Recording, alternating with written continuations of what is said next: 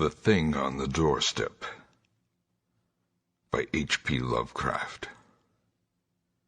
Read by Wayne June. 1. It is true that I have sent 6 bullets through the head of my best friend, and yet I hope to show by this statement that I am not his murderer. At first I shall be called a madman, madder than the man I shot in his cell at the Arkham Sanitarium. Later, some of my readers will weigh each statement, correlate it with the known facts, and ask themselves how I could have believed otherwise than I did after facing the evidence of that horror, that thing on the doorstep. Until then, I also saw nothing but madness in the wild tales I have acted on. Even now, I ask myself whether I was misled, or whether I am not mad after all. I do not know. But others have strange things to tell of Edward and Asenath Derby, and even the stolid police are at their wits' end to account for that last terrible visit. They have tried weakly to concoct a theory of a ghastly jest or warning by discharged servants, yet they know in their hearts that the truth is something infinitely more terrible and incredible. So I say that I have not murdered Edward Derby. Rather, I have avenged him, and in so doing purged the earth of a horror whose survival might have loosed untold terrors on all mankind. There are black zones of shadow close to our daily paths, and now and then some evil soul breaks a passage through. When that happens, the man who knows must strike before reckoning the consequences. I have known Edward Pickman Derby all his life. 8 years my junior, he was so precocious that we had much in common from the time he was 8 and I was 16. He was the most phenomenal child scholar I have ever known, and at 7 was writing verse of a somber, fantastic, almost morbid cast which astonished the tutors surrounding him. Perhaps his private education and coddled seclusion had something to do with his premature flowering. An only child, he had organic weaknesses which startled his doting parents and caused them to keep him closely chained to their side. He was never allowed out without his nurse, and seldom had a chance to play unconstrainedly with other children. All this doubtless fostered a strange, secretive life in the boy, with imagination as his one avenue of freedom. At any rate, his juvenile learning was prodigious and bizarre, and his facile writings such as to captivate me despite my greater age. About that time I had leanings toward art of a somewhat grotesque cast, and I found in this younger child a rare kindred spirit. What lay behind our joint love of shadows and marvels was, no doubt, the ancient, moldering, and subtly fearsome town in which we live, witch-cursed, legend-haunted Arkham, whose huddled, sagging gambrel roofs and crumbling Georgian balustrades brood out the centuries beside the darkly muttering Miskatonic. As time went by, I turned to architecture and gave up my design of illustrating a book of Edward's demoniac poems, yet our comradeship suffered no lessening. Young Derby's odd genius developed remarkably, and in his 18th year his collected nightmare lyrics made a real sensation when issued under the title Azathoth and Other Horrors. He was a close correspondent of the notorious Baudelarian poet Justin Geoffrey, who wrote The People of the Monolith, and died screaming in a madhouse in 1926 after a visit to a sinister, ill-regarded village in Hungary. In self-reliance and practical affairs, however, Derby was greatly retarded because of his coddled existence.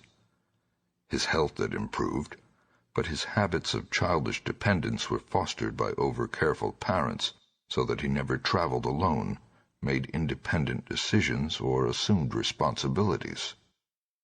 It was early seen that he would not be equal to a struggle in the business or professional area, but the family fortune was so ample that this formed no tragedy. As he grew to years of manhood, he retained a deceptive aspect of boyishness. Blond and blue-eyed, he had the fresh complexion of a child, and his attempt to raise a mustache were discernible only with difficulty.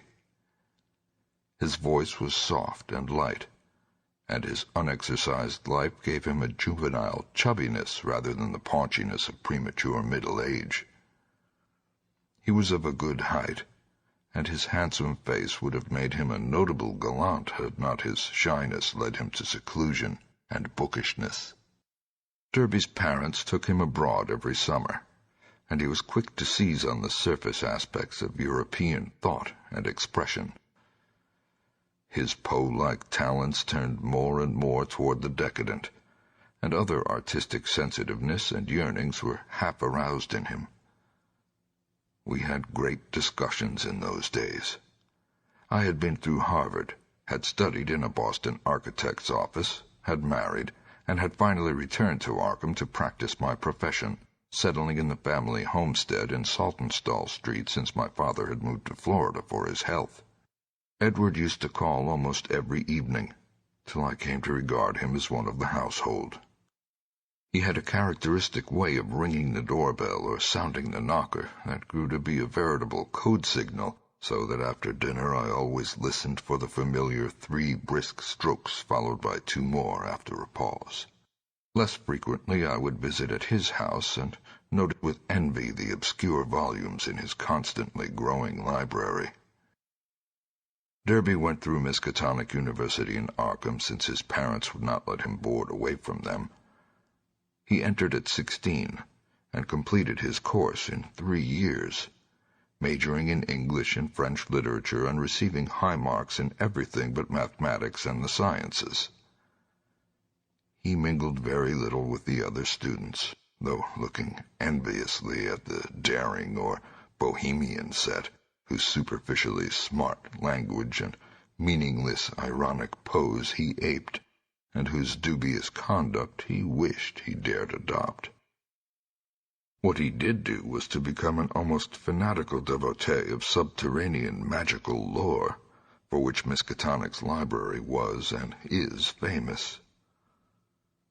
Always a dweller on the surface of fantasy and strangeness, he now delved deep into the actual runes and riddles left by a fabulous past for the guidance or puzzlement of posterity. He read things like the frightful Book of Eibon, the Unersprechlichen Kulten of von Juntz, and the forbidden Necronomicon of the mad Arab Abdul al-Hazred, though he did not tell his parents he had seen them. Edward was 20 when my son and only child was born, and seemed pleased when I named the newcomer Edward Derby Upton, after him. By the time he was 25, Edward Derby was a prodigiously learned man, and a fairly well-known poet and fantasiste, though his lack of contacts and responsibilities had slowed down his literary growth by making his products derivative and over-bookish. I was perhaps his closest friend, finding in him an inexhaustible mind of vital theoretical topics, while he relied on me for advice in whatever matters he did not wish to refer to his parents. He remained single, more through shyness, inertia, and parental protectiveness than through inclination, and moved in society only to the slightest and most perfunctory extent. When the war came, both health and ingrained timidity kept him at home. I went to Plattsburgh for a commission, but never got overseas. So the years wore on. Edward's mother died when he was 34, and for months he was incapacitated by some odd psychological malady. His father took him to Europe, however, and he managed to pull out of his trouble without visible effects. Afterwards he seemed to feel a sort of grotesque exhilaration, as if of partial escape from some unseen bondage. He began to mingle in the more advanced college set despite his middle age, and was present at some extremely wild doings, on one occasion paying heavy blackmail, which he borrowed of me, to keep his presence at a certain affair from his father's notice. Some of the whispered rumors about the wild Miskatonic set were extremely singular. There was even talk of black magic and of happenings utterly beyond credibility. 2. Edward was 38 when he met Asenath Waite. She was, I judge, about 23 at the time, and was taking a special course in medieval metaphysics at Miskatonic. The daughter of a friend of mine had met her before, in the Hall School at Kingsport, and had been inclined to shun her because of her odd reputation. She was dark, smallish, and very good-looking except for over-protuberant eyes, but something in her expression alienated extremely sensitive people. It was, however, largely her origin and conversation which caused average folk to avoid her. She was one of the Innsmouth Waites, and dark legends have clustered for generations about crumbling, half-deserted Innsmouth and its people.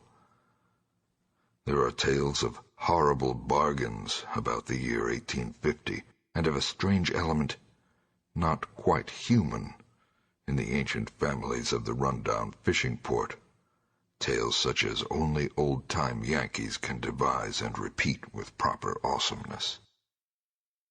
Asenath's case was aggravated by the fact that she was Ephraim Waite's daughter, the child of his old age by an unknown wife who always went veiled. Ephraim lived in a half-decayed mansion in Washington Street, Innsmouth, and those who had seen the place — Arkham folk avoid going to Innsmouth whenever they can — declared that the attic windows were always boarded, and that strange sounds sometimes floated from within as evening drew on. The old man was known to have been a prodigious magical student in his day, and legend averred that he could raise or quell storms at sea according to his whim. I had seen him once or twice in my youth as he came to Arkham to consult forbidden tomes at the college library, and had hated his wolfish, saturnine face with its tangle of iron-gray beard. He had died insane, under rather queer circumstances, just before his daughter, by his will made a nominal ward of the principal, entered the Hall School. But she had been his morbidly avid pupil and looked fiendishly like him at times. The friend whose daughter had gone to school with Asenath Waite repeated many curious things when the news of Edward's acquaintance with her began to spread about. Asenath, it seemed, had posed as a kind of magician at school, and had really seemed able to accomplish some highly baffling marvels. She professed to be able to raise thunderstorms, though her seeming success was generally laid to some uncanny knack at prediction. All animals markedly disliked her, and she could make any dog howl by certain motions of her right hand. There were times when she displayed snatches of knowledge and language very singular and very shocking for a young girl, when she would frighten her schoolmates with leers and winks of an inexplicable kind, and would seem to extract an obscene, zestful irony from her present situation. Most unusual, though, were the well-attested cases of her influence over other persons. She was, beyond question, a genuine hypnotist. By gazing peculiarly at a fellow student, she would often give the latter a distinct feeling of exchanged personality, as if the subject were placed momentarily in the magician's body, and able to stare half across the room at her real body, whose eyes blazed and protruded with an alien expression. Asenath often made wild claims about the nature of consciousness and about its independence of the physical frame, or at least from the life processes of the physical frame. Her crowning rage, however, was that she was not a man, since she believed a male brain had certain unique and far-reaching cosmic powers. Given a man's brain, she declared, she could not only equal but surpass her father in mastery of unknown forces. Edward met Asenath at a gathering of intelligentsia held in one of the students' rooms, and could talk of nothing else when he came to see me the next day. He had found her full of the interests in erudition which engrossed him most, and was in addition wildly taken with her appearance. I had never seen the young woman, and recalled casual references only faintly, but I knew who she was. It seemed rather regrettable that Derby should become so upheaved about her, but I said nothing to discourage him, since infatuation thrives on opposition. He was not, he said, mentioning her to his father. In the next few weeks I heard very little but Asenath from young Derby. Others now remarked Edward's autumnal gallantry, though they agreed that he did not look even nearly his actual age, or seem at all inappropriate as an escort for his bizarre divinity. He was only a trifle paunchy despite his indolence and self-indulgence, and his face was absolutely without lines. Asenath, on the other hand, had premature crow's feet which come from the exercises of an intense will. About this time Edward brought the girl to call on me, and I at once saw that his interest was by no means one-sided. She eyed him continually with an almost predatory air, and I perceived that their intimacy was beyond untangling. Soon afterward I had a visit from old Mr. Derby, whom I had always admired and respected. He had heard the tales of his son's new friendship, and had wormed the whole truth out of the boy. Edward meant to marry Asenath, and had even been looking at houses in the suburbs. Knowing my usually great influence with his son, the father wondered if I could help to break the ill-advised affair off, but I regretfully expressed my doubts. This time it was not a question of Edward's weak will, but of the woman's strong will. The perennial child had transferred his dependence from the parental image to a new and stronger image, and nothing could be done about it. The wedding was performed a month later, by a justice of the peace according to the bride's request. Mr. Derby, at my advice, offered no opposition, and he, my wife, my son, and I attended the brief ceremony, the other guests being wild young people from the college.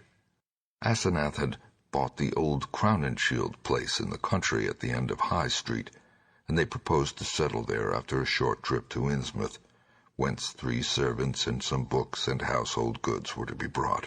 It was probably not so much consideration for Edward and his father as a personal wish to be near the college, its library, and its crowd of sophisticates that made Asenath settle in Arkham instead of returning permanently home.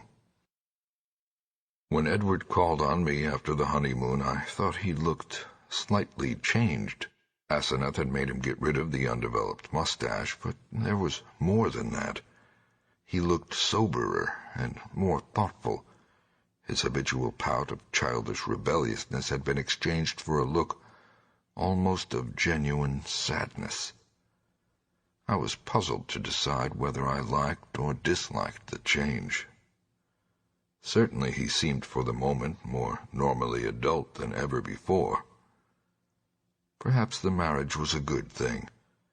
Might not the change of dependence form a start toward actual neutralization, leading ultimately to responsible independence? He came alone, for Asenath was very busy. She had brought a vast store of books and apparatus from Innsmouth. Derby shuddered as he spoke the name, and was finishing the restoration of the Crown and Shield house and grounds. Her home, in that town, was a rather disgusting place, but certain objects in it had taught him some surprising things. He was progressing fast in esoteric lore now that he had Asenath's guidance. Some of the experiments she proposed were very daring and radical. He did not feel at liberty to describe them, but he had confidence in her powers and intentions. The 3 servants were very queer, an incredibly aged couple who had been with old Ephraim and referred occasionally to him and to Asenath's dead mother in a cryptic way, and a swarthy young wench who had marked anomalies of feature and seemed to exude a perpetual odor of fish. 3. For the next 2 years I saw less and less of Derby. A fortnight would sometimes slip by without the familiar 3 and 2 strokes at the front door, and when he did call, or when, as happened with increasing infrequency, I called on him, he was very little disposed to converse on vital topics. He had become secretive about those occult studies which he used to describe and discuss so minutely, and preferred not to talk of his wife. She had aged tremendously since her marriage, till now, oddly enough, she seemed the elder of the 2. Her face held the most concentratedly determined expression I had ever seen, and her whole aspect seemed to gain a vague, unplaceable repulsiveness. My wife and son noticed it as much as I, and we all ceased gradually to call on her, for which Edward admitted in one of his boyishly tactless moments she was unmitigatedly grateful. Occasionally the Derbys would go on long trips, ostensibly to Europe, though Edward sometimes hinted at obscurer destinations. It was after the first year that people began talking about the change in Edward Derby. It was very casual talk, for the change was purely psychological, but it brought up some interesting points. Now and then it seemed Edward was observed to wear an expression and to do things wholly incompatible with his usual flabby nature. For example, although in the old days he could not drive a car, he was now seen occasionally to dash into or out of the old Crown and Shield driveway with Asenath's powerful Packard, handling it like a master, and meeting traffic entanglements with a skill and determination utterly alien to his accustomed nature. In such cases he seemed always to be just back from some trip or just starting on one. What sort of trip no one could guess, although he mostly favored the Innsmouth road. Oddly, the metamorphosis did not seem altogether pleasing. People said he looked too much like his wife, or like old Ephraim Wade himself in these moments, or perhaps these moments seemed unnatural because they were so rare. Sometimes, hours after starting out in this way, he would return listlessly sprawled on the rear seat of the car, while an obviously hired chauffeur or mechanic drove. Also, his preponderant aspect on the streets during his decreasing round of social contacts, including, I may say, his calls on me, was the old-time indecisive one, its irresponsible childishness even more marked than in the past. While Asenath's face aged, Edward's, aside from those exceptional occasions, actually relaxed into a kind of exaggerated immaturity, save when a trace of the new sadness or understanding would flash across it. It was really very puzzling. Meanwhile, the Derbys almost dropped out of the gay college circle. No, not through their own disgust, we heard, but because something about their present studies shocked even the most callous of the other decadents. It was in the 3rd year of the marriage that Edward began to hint openly to me of a certain fear and dissatisfaction.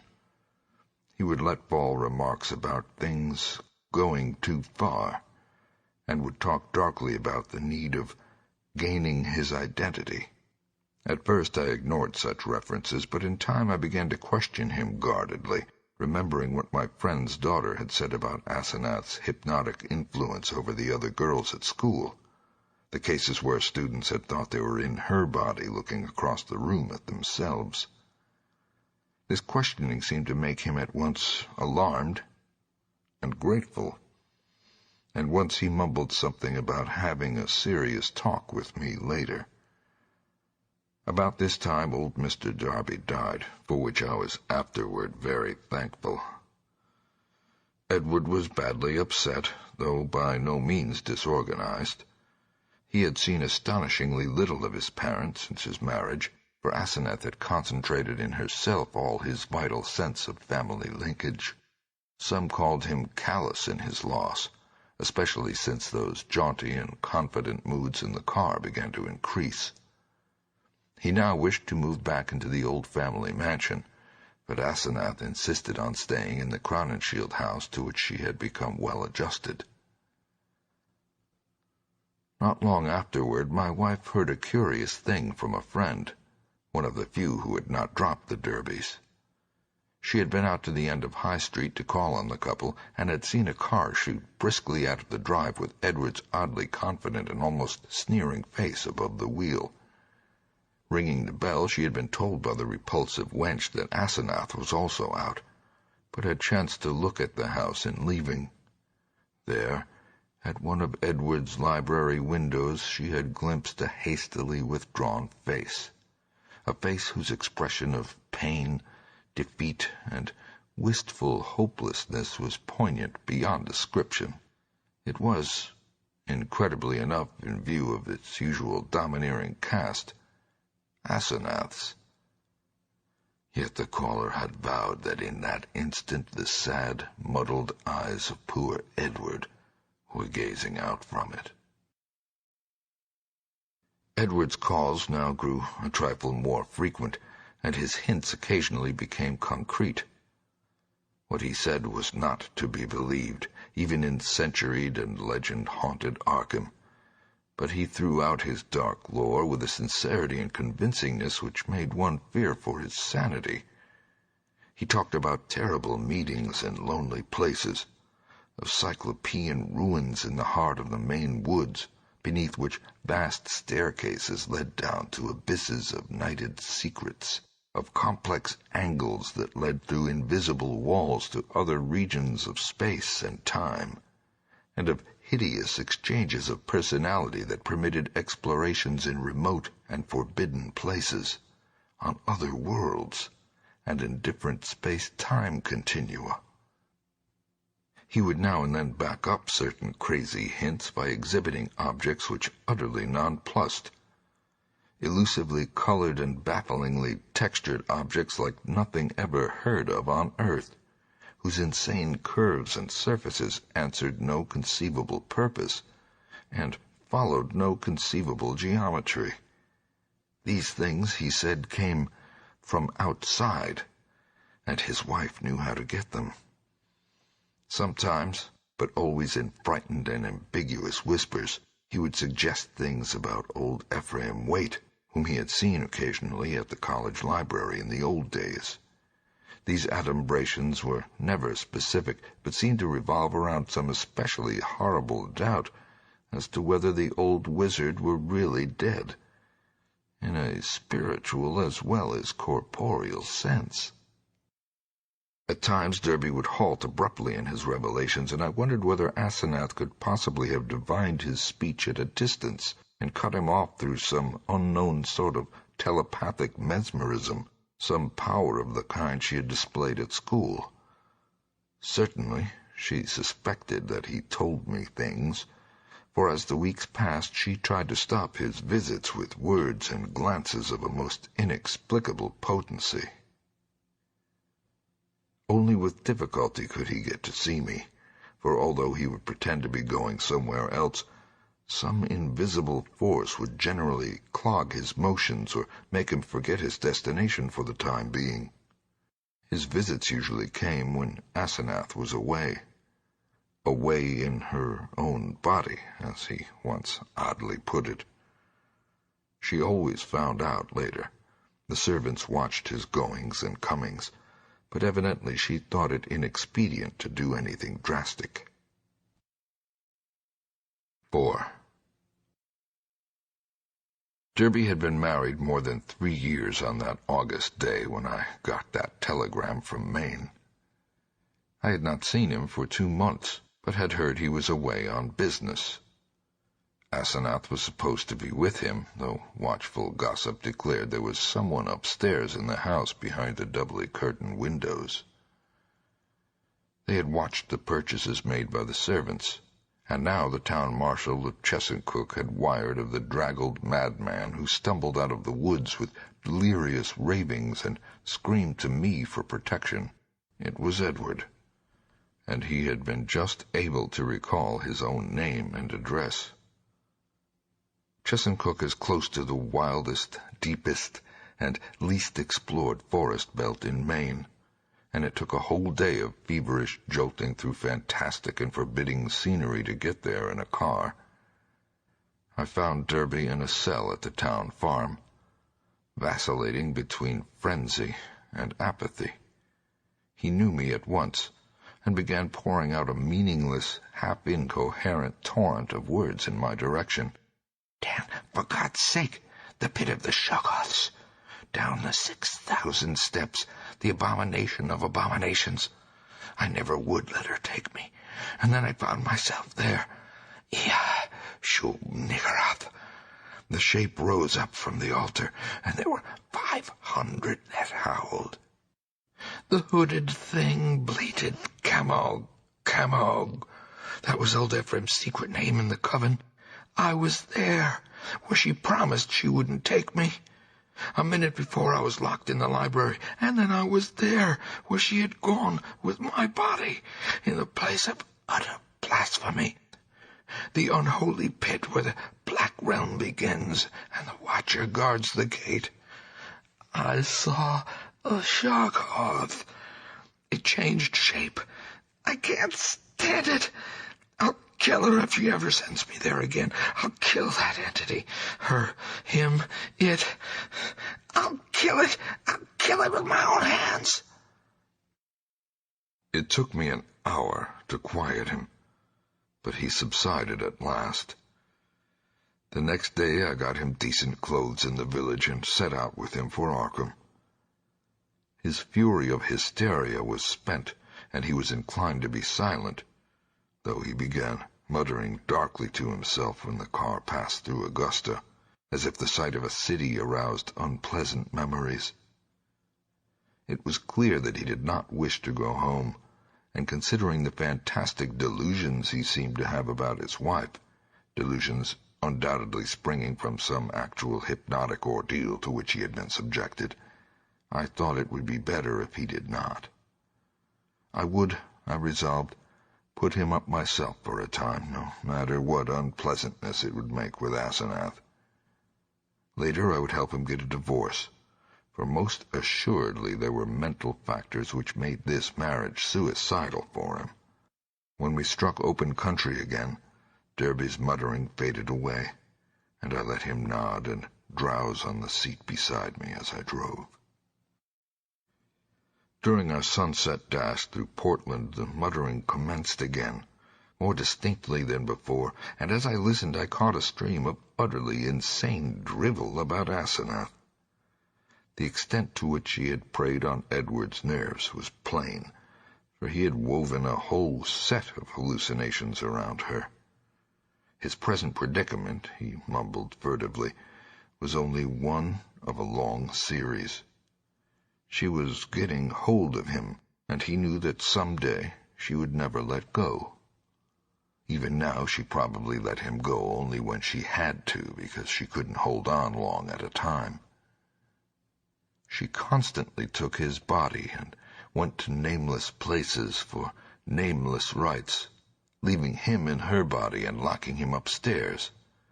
But sometimes she couldn't hold on, and he would find himself suddenly in his own body again in some far-off, horrible, and perhaps unknown place. Sometimes she'd get hold of him again, and sometimes she couldn't. Often he was left stranded somewhere, as I had found him. Time and again he had to find his way home from frightful distances, getting somebody to drive the car after he found it. The worst thing was that she was holding on to him longer and longer at a time. She wanted to be a man, to be fully human. That's why she got hold of him. She had sensed the mixture of fine wrought brain and weak will in him. Some day she would crowd him out and disappear with his body, disappear to become a great magician like her father, and leave him marooned in that female shell that wasn't even quite human. Yes, he knew about the Innsmouth blood now. There had been traffic with things from the sea. It was horrible. And old Ephraim, he had known the secret, and when he grew old did a hideous thing to keep alive. He wanted to live forever. Asenath would succeed. One successful demonstration had taken place already. As Derby muttered on, I turned to look at him closely, verifying the impression of change which an earlier scrutiny had given me. Paradoxically, he seemed in better shape than usual, harder, more normally developed, and without the trace of sickly flabbiness caused by his indolent habits. It was as if he had been really active and properly exercised for the first time in his coddled life, and I judged that Asenath's force must have pushed him into unwanted channels of motion and alertness. But just now his mind was in a pitiable state, for he was mumbling wild extravagances about his wife, about black magic, about old Ephraim, about some revelation which would convince even me. He repeated names which I recognized from bygone browsings in forbidden volumes, and at times made me shudder with a certain thread of mythological consistency, or convincing coherence, which ran through his maundering. Again and again he would pause, as if to gather courage for some final and terrible disclosure. Dan, don't you remember him? Wild eyes and the unkempt beard that never turned white? He glared at me once, and I never forgot it. Now she glares that way, and I know why. He found it in the Necronomicon, the formula. I don't dare tell you the page yet, but when I do you can read and understand. Then you will know what has engulfed me. On, body to body to body. He means never to die. The life glow, he knows how to break the link. It can flicker on even when the body is dead. I'll give you hints and maybe you'll guess. Listen, Dan, do you know why my wife always takes such pains with that silly backhand writing? Have you ever seen a manuscript of old Ephraim's? Do you want to know why I shivered when I saw some hasty notes Asenath had jotted down? Asenath, is there such a person? Why did they half think there was poison in old Ephraim's stomach? Why did the Gilmans whisper about the way he shrieked like a frightened child when he went mad and Asenath locked it up in the padded attic room where the other had been? Was it old Ephraim's soul that was locked in? Who locked in whom? Why had he been looking for months for someone with a fine mind and a weak will? Why did he curse that his daughter wasn't a son? Tell me, Daniel Upton, what devilish exchange was perpetrated in the house of horror where that blasphemous monster had his trusting, weak-willed, half-human child at his mercy? Didn't he make it permanent, as she'll do with me in the end? Tell me why that thing that calls itself Asenath writes differently off guard, so that you can't tell its script from... Then the thing happened. Derby's voice was rising to a thin treble scream as he raved, when suddenly it was shut off with an almost mechanical click.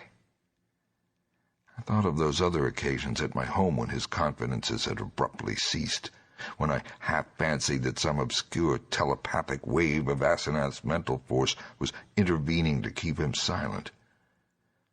This, though, was something altogether different, and, I felt, infinitely more horrible.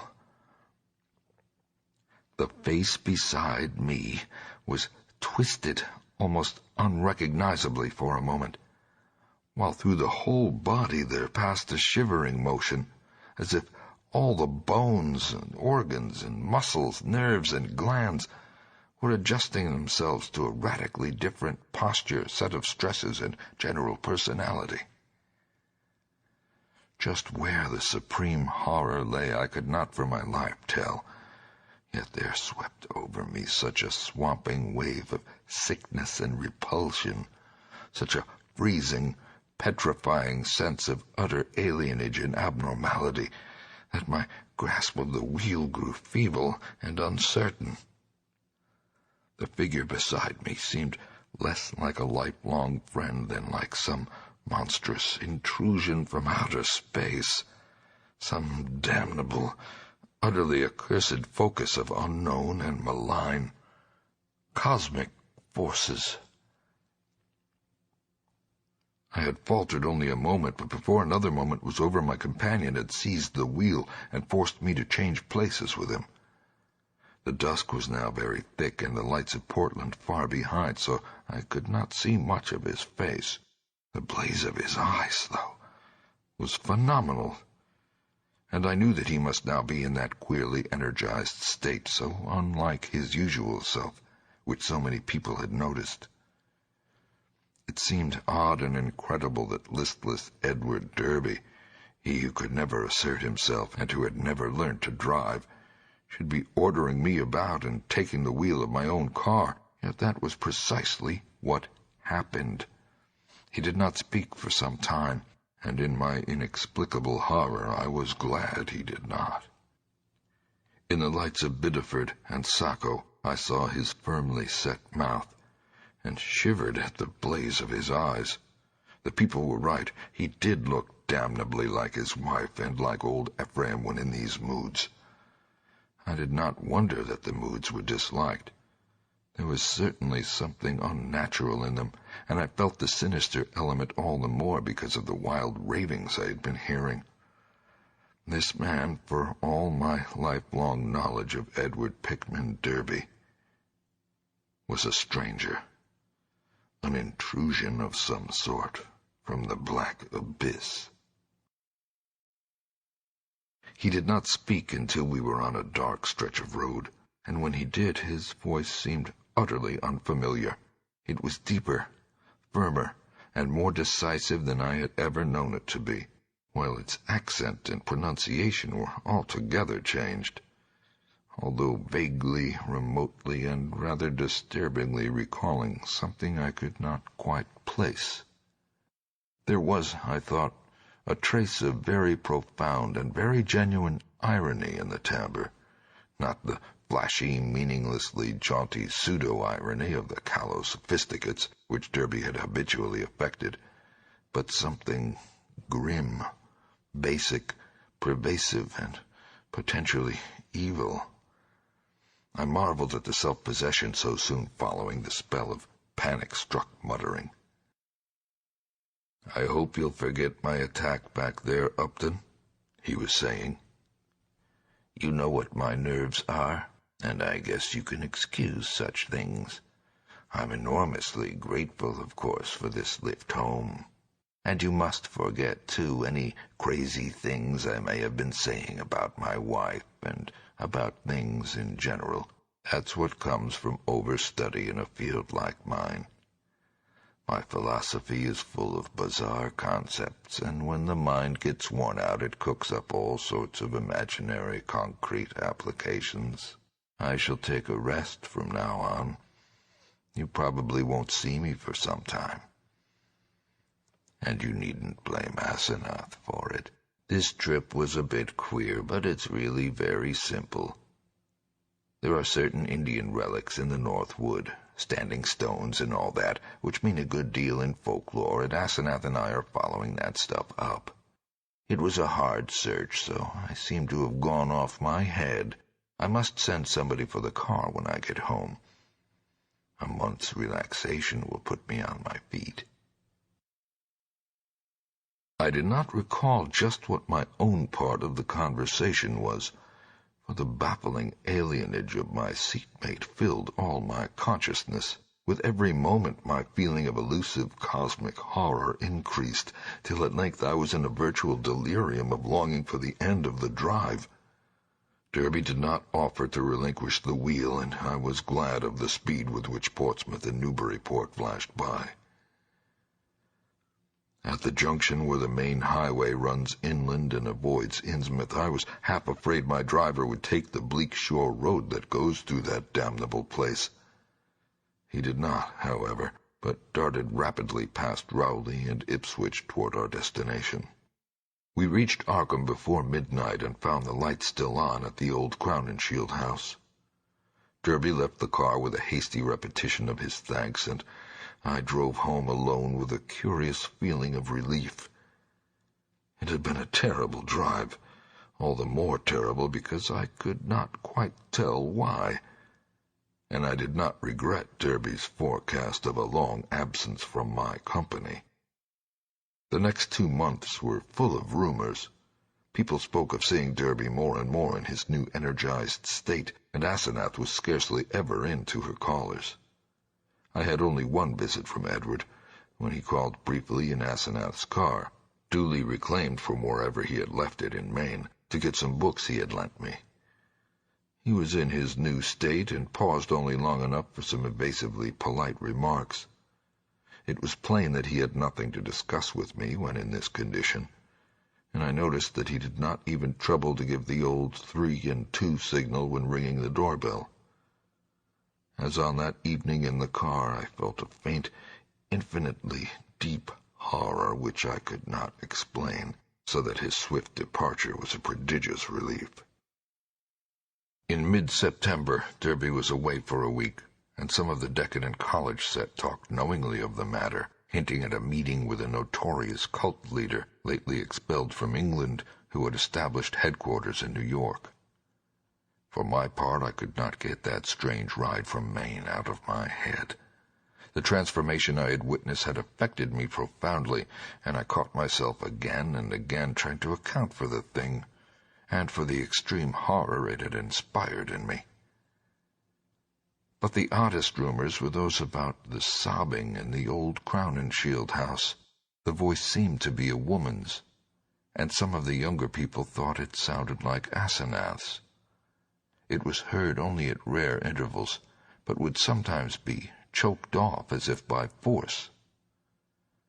There was talk of an investigation, but this was dispelled one day when Asenath appeared in the streets and chatted in a sprightly way with a number of acquaintances, apologizing for her recent absence and speaking incidentally about the nervous breakdown and hysteria of a guest from Boston. The guest was never seen, but Asenath's appearance left nothing to be said. And then someone complicated matters by whispering that the sobs had once or twice been in a man's voice.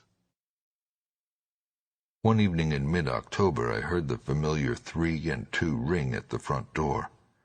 Answering it myself, I found Edward on the steps, and saw in a moment that his personality was the old one which I had not encountered since the day of his ravings on that terrible ride from Chesuncook.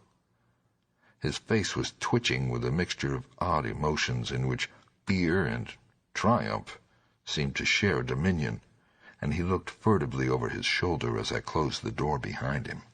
Following me clumsily to the study, he asked for some whiskey to steady his nerves. I forbore to question him, but waited till he felt like beginning whatever he wanted to say. At length he ventured some information in a choking voice. "Asenath is gone, Dan. We had a long talk last night while the servants were out, and I made her promise to stop preying on me. Of course, I had certain occult defenses I never told you about. She had to give in, but got frightfully angry. Just packed up and started for New York, walked right out to catch the 8:20 into Boston. I suppose people will talk, but I can't help that. You needn't mention that there was any trouble, just say she's gone on a long research trip. She's probably going to stay with one of her horrible groups of devotees. I hope she'll go west and get a divorce. Anyhow, I've made her promise to keep away and let me alone. It was horrible, Dan. She was stealing my body, crowding me out, making a prisoner of me. I lay low and pretended to let her do it, but I had to be on the watch. I could plan if I was careful, for she can't read my mind, literally, or in detail.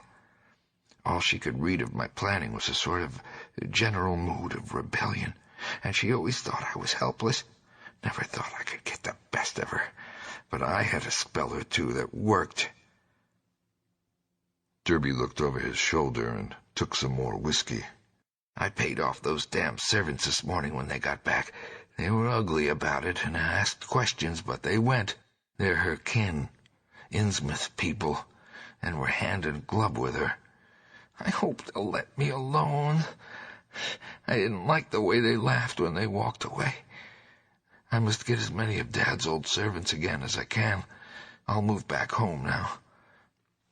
I suppose you think I'm crazy, Dan.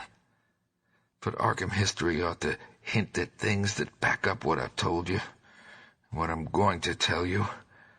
You've seen one of the changes. In your car after I told you about Asenath that day coming home from Maine. That was when she got me, drove me out of my body. The last thing I remember was when I was all worked up trying to tell you what that she-devil is. Then she got me, and in a flash I was back at the house in the library where those damn servants had locked me up, and in that cursed fiend's body that isn't even human. You know it was she you must have ridden home with. That preying wolf in my body. You ought to have known the difference. I shuddered as Derby paused. Surely I had known the difference. Yet could I accept an explanation as insane as this? But my distracted caller was growing even wilder.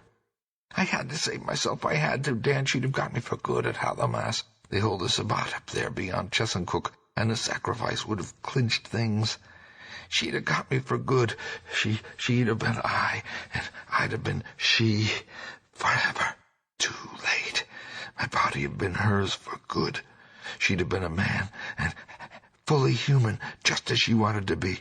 I suppose she'd have put me out of the way, killed her own ex-body with me in it. Damn her.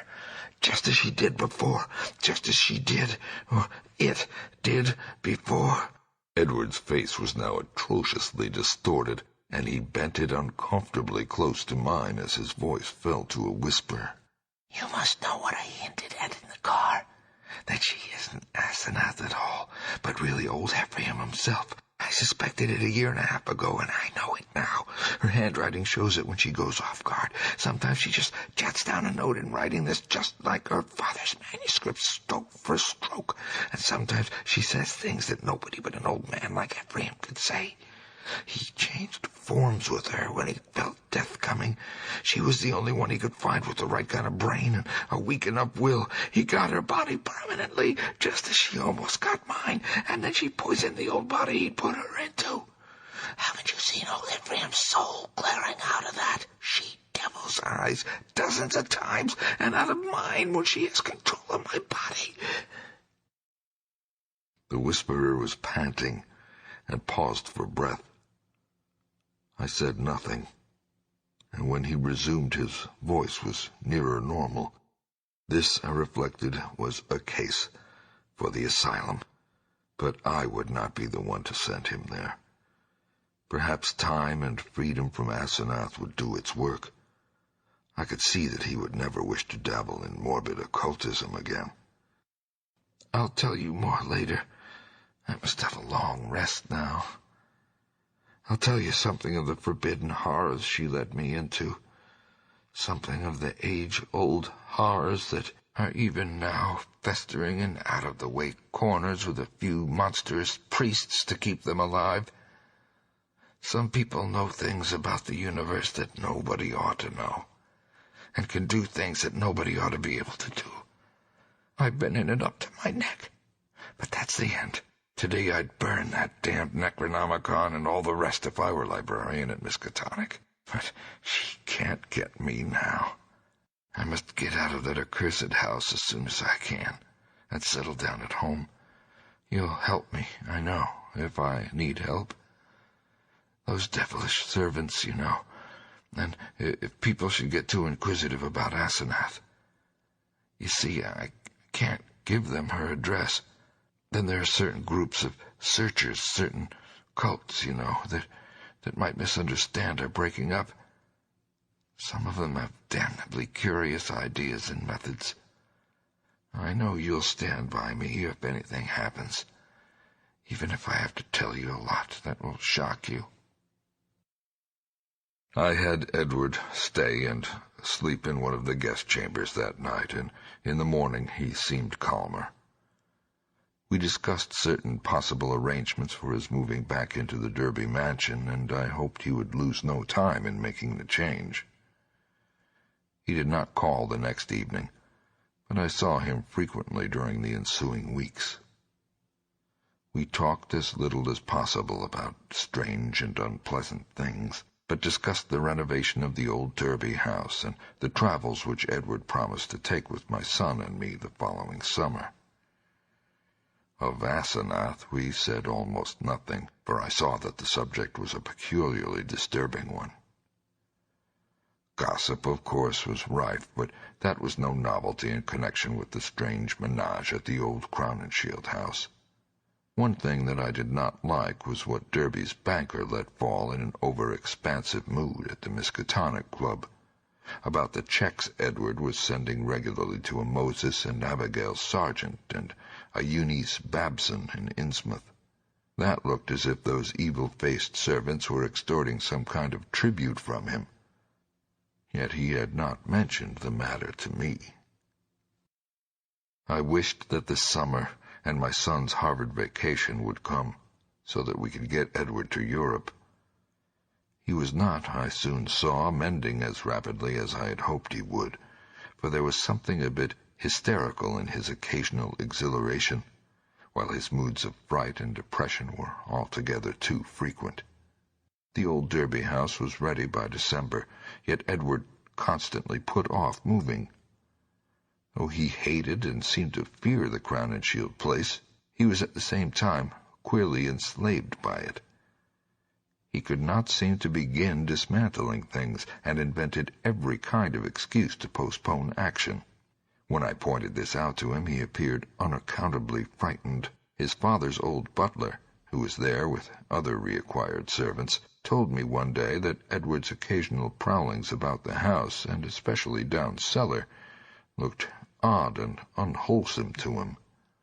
I wondered if Asenath had been writing disturbing letters, but the butler said there was no mail which could have come from her. It was about Christmas that Derby broke down one evening while calling on me. I was steering the conversation towards next summer's travels when suddenly he shrieked and leaped up from his chair with a look of shocking, uncontrollable fright, a cosmic panic and loathing such as only the nether gulfs of nightmare could bring to any sane mind. My brain, God damn, it's tugging from beyond, knocking, clawing, that she-devil, even now, Ephraim, Kamog, the pit of the Shoggoths, the goat with 1,000 young, the flame, beyond body, beyond life in the earth, oh God! I pulled him back to his chair and poured some wine down his throat as his frenzy sank to a dull apathy. He did not resist, but kept his lips moving as if talking to himself. Presently I realized he was trying to talk to me, and bent my ear to his mouth to catch the feeble words. Again. She's trying. I might have known. Nothing can stop that force. Not distance, nor magic, nor death. It comes. Mostly in the night. I can't leave. It's horrible. Oh, God, Dan, if you only knew as I do just how horrible it is. When he had slumped down into a stupor, I propped him with pillows and let normal sleep overtake him. I did not call a doctor, for I knew what would be said of his sanity, and wished to give nature a chance if I possibly could. He waked at midnight, and I put him to bed upstairs, but he was gone by morning. He had let himself quietly out of the house, and his butler, when called on the wire, said he was at home, pacing about the library. Edward went to pieces rapidly after that. He did not call again, but I went daily to see him.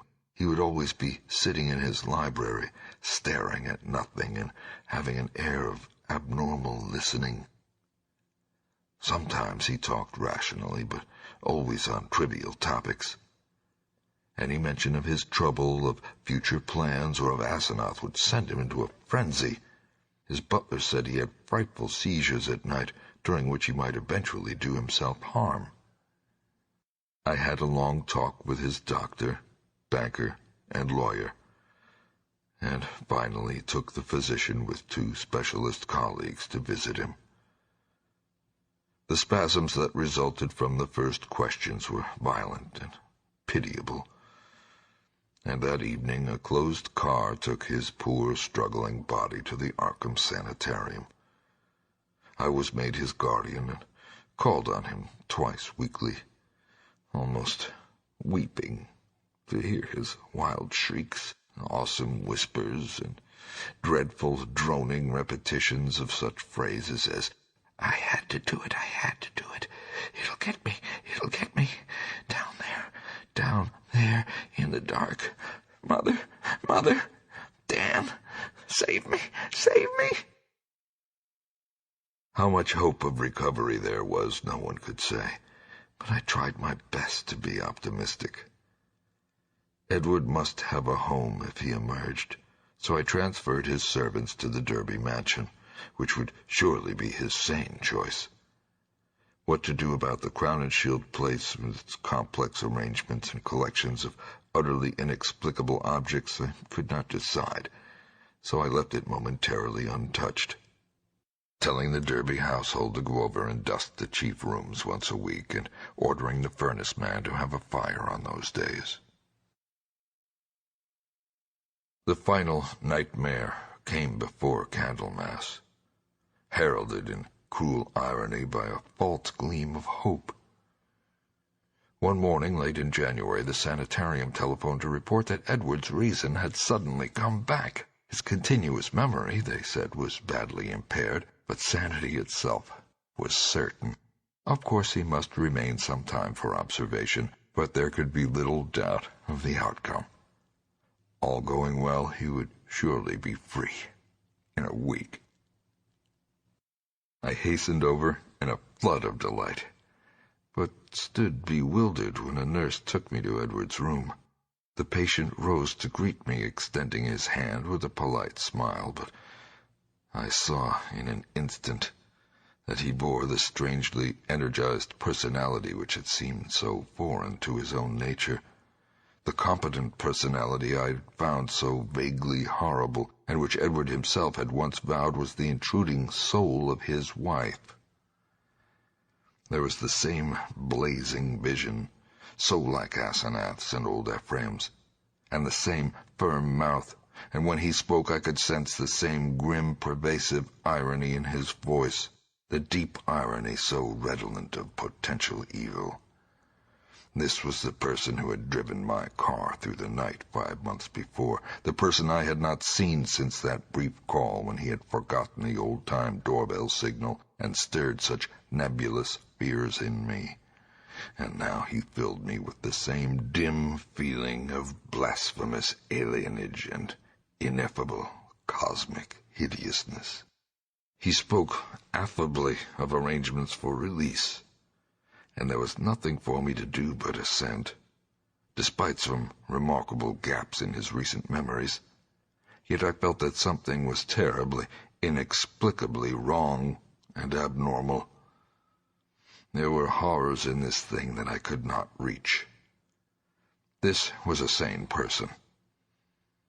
But was it indeed the Edward Derby I had known? If not, who or what was it? And where was Edward? Ought it to be free, or confined, or ought it to be extirpated from the face of the earth? There was a hint of the abysmally sardonic in everything the creature said. The Asenath-like eyes lent a special and baffling mockery to certain words about the early liberty earned by an especially close confinement. I must have behaved very awkwardly and was glad to beat a retreat. All that day and the next I racked my brain over the problem. What had happened? What sort of mind looked out through those alien eyes in Edward's face? I could think of nothing but this dimly terrible enigma, and gave up all efforts to perform my usual work.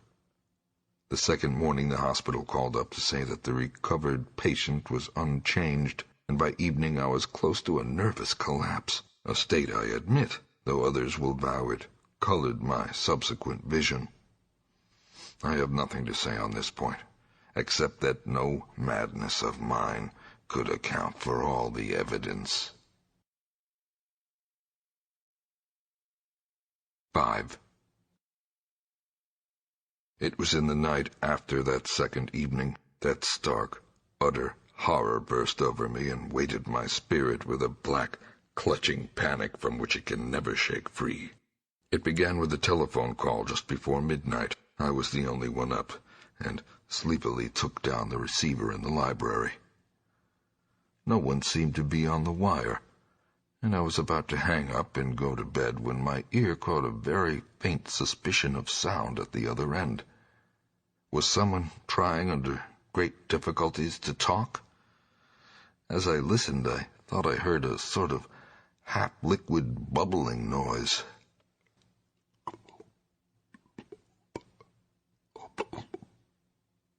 Which had an odd suggestion of inarticulate, unintelligible word and syllable divisions. I called, "Who is it?" But the only answer was...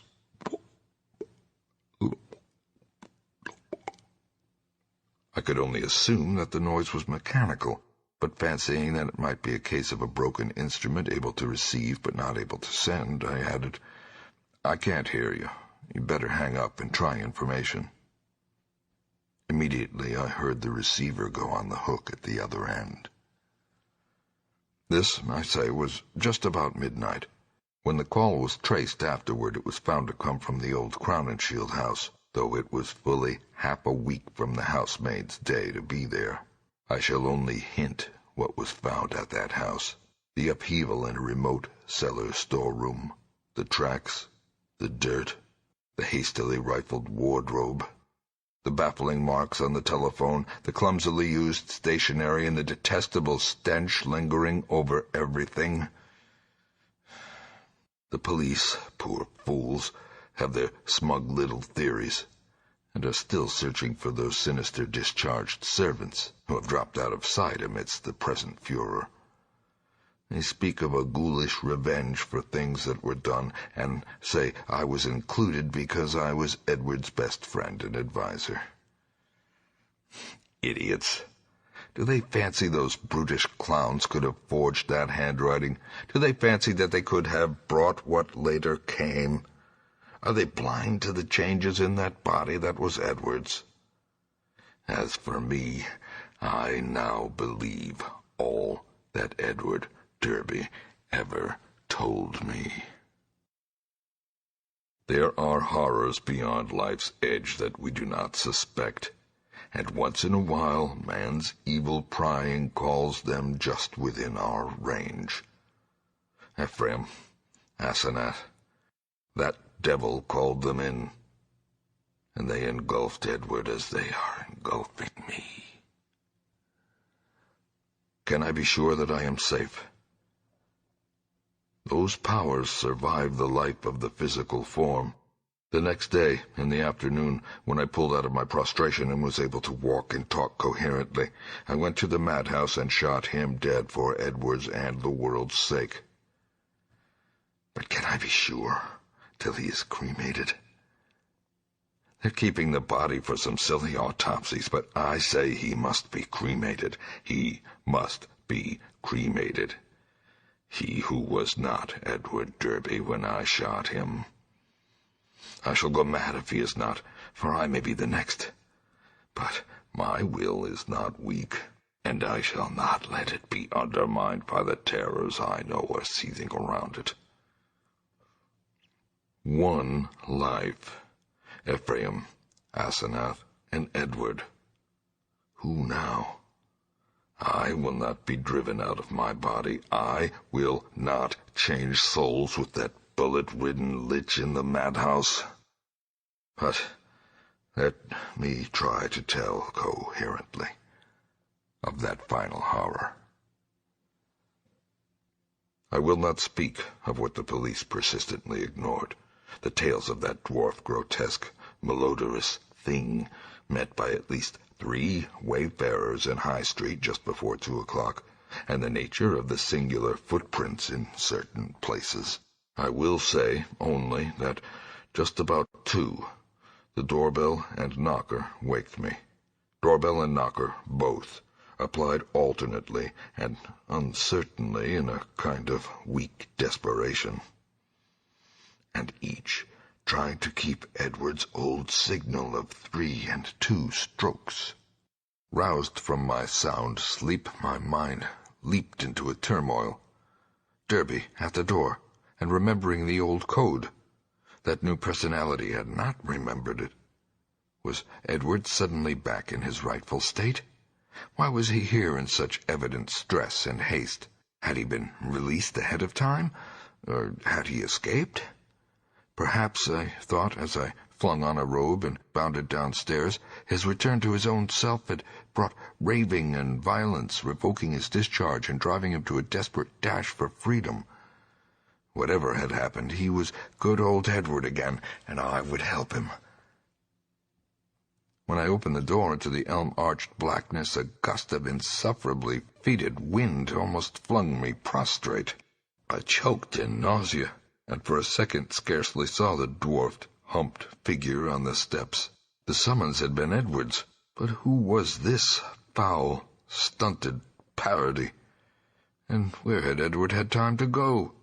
His ring had sounded only a second before the door opened. The caller had on one of Edward's overcoats, its bottom almost touching the ground and its sleeves rolled back yet still covering the hands. On the head was a slouch hat pulled low, while a black silk muffler concealed the face. As I stepped unsteadily forward, the figure made a semi-liquid sound like that I had heard over the telephone, and thrust at me a large, closely written paper impaled on the end of a long pencil. Still reeling from the morbid and unaccountable fetor, I seized the paper and tried to read it in the light from the doorway. Beyond question, it was in Edward's script. But why had he written when he was close enough to ring? And why was the script so awkward, coarse, and shaky? I could make out nothing in the dim half-light, so edged back into the hall, the dwarf figure clumping mechanically after me, but pausing on the inner door's threshold. The odor of this singular messenger was really appalling, and I hoped, not in vain, thank God, that my wife would not wake and confront it. Then, as I read the paper, I felt my knees give under me and my vision go black. I was lying on the floor when I came to, that accursed sheet still clutched in my fear-rigid hand. This is what it said. Dan, go to the sanitarium and kill it. Exterminate it. It isn't Edward Derby anymore. She's got me. It's Asenath. And she has been dead 3 months and a half. I lied when I said she has gone away. I killed her. I had to. It was sudden, but we were alone, and I was in my right body. I saw a candlestick and smashed her head in.